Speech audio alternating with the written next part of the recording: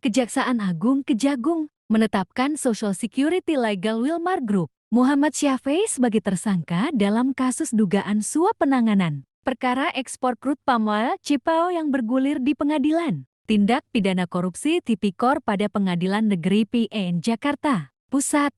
Berdasarkan keterangan saksi dan dokumen, penyidik menyimpulkan telah ditemukan 2 alat bukti yang cukup sehingga menetapkan 1 orang tersangka atas nama MSY, kata Direktur Penyidikan Jaksa Agung Muda Tindak Pidana Khusus Kejagung Abdul Kohar dalam konferensi pers di Gedung Kejagung, Jakarta. Kohar menjelaskan, MSY merupakan pihak yang menyiapkan uang suap 60 miliar rupiah untuk penanganan perkara dalam kasus ini. Setelah ditetapkan sebagai tersangka, MSY langsung ditahan di rumah tahanan cabang Kejaksaan Agung untuk 20 hari ke depan. Selain MSY, Kejagung telah menetapkan 7 tersangka lainnya terkait kasus suap vonis lepas ekspor CPO terhadap 3 perusahaan, yakni PT Wilmar Group, PT Permata Hijau Group, dan PT Musim Mas Group. Kejagung ungkap nego Ketua PN Jaksel minta uang suap dikali 3 baca. Juga,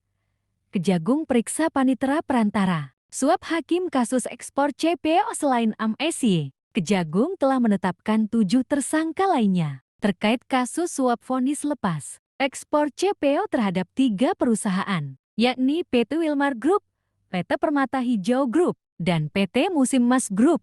Mereka adalah Ketua Pengadilan Negeri PN Jakarta Selatan Jaksel Muhammad Arif Nuryantah, Panitera Muda Perdata Jakarta Utara Wahyu Gunawan WG, serta kuasa hukum korporasi Marcel Santoso dan Arianto Bakri.